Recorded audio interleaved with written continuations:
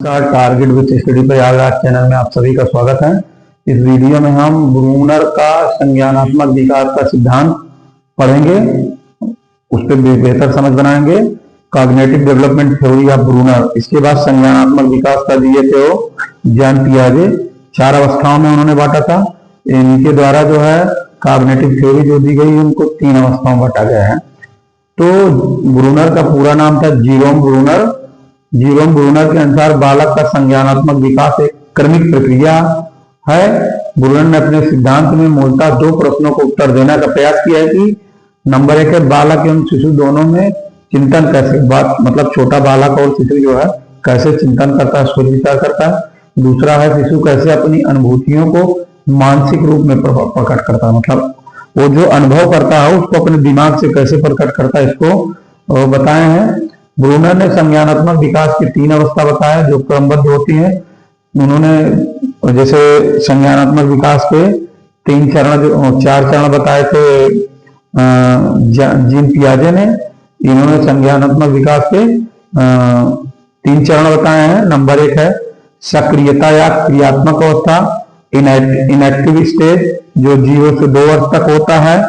एक पियाजे की इंद्रियगामक अवस्था के बराबर होता है। दूसरा स्टेज है प्रतिबिंबात्मक या दृश्य प्रतिमा अवस्था या छायात्मक अवस्था, इसे कहते हैं आइकॉनिक स्टेज।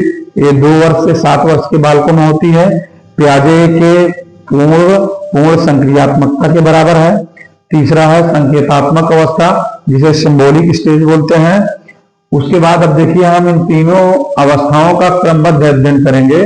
जैसे सक्रियता या क्रियात्मक अवस्था, इनएक्टिव स्टेज जो 0 से 2 वर्ष तक होती है।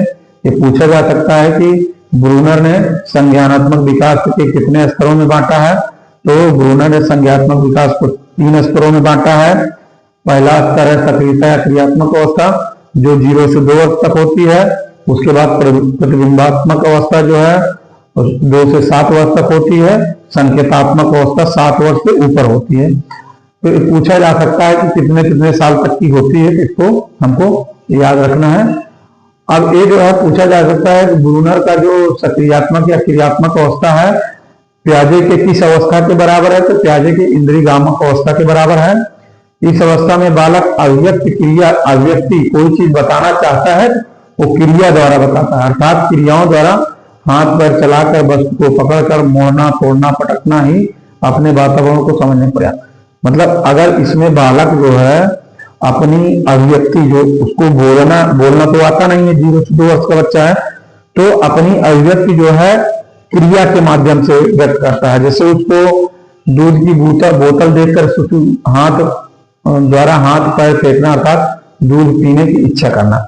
मतलब इसमें बालक जो है बोल नहीं पाता है, मानसिक शक्तियां रहती है लेकिन व्यक्त नहीं कर पाता, तो अभिव्यक्ति जो है क्रिया के माध्यम से करता है, हाथ पैर पटक करके और कुछ आंखों के माध्यम से या मतलब अपनी इंद्रियों के माध्यम से वो जताता है एक्टिव की वजह से क्रिया करके। तो ये जो है सक्रियता या क्रियात्मक अवस्था है। दूसरा है प्रतिबिंबात्मक अवस्था, दृश्य प्रतिमा अवस्था या छायात्मक अवस्था जिसे आइकॉनिक स्टेज बोलते हैं। इस अवस्था में बालक अपने मन में कुछ दृश्य प्रतिमाएं बनाकर अपनी अनुभूति को अभिव्यक्त करता है, अर्थात वह वातावरणीय ज्ञान को मानसिक प्रतिबिंबों के रूप में समाहित करने लगता है।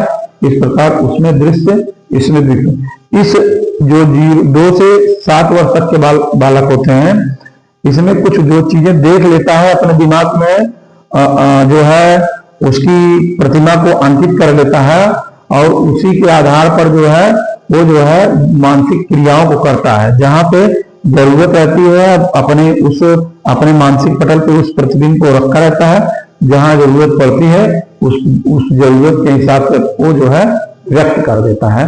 इस प्रकार से उसमें दृश्य देखने वाली स्मृति का विकास होता है। कोई चीज देख करके उसको समझने की क्षमता उसमें आ जाती है।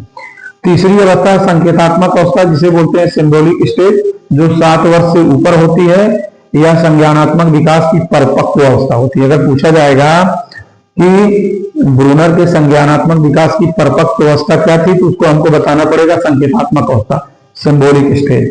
यह संज्ञानात्मक विकास की परिपक्व अवस्था मानी जाती है।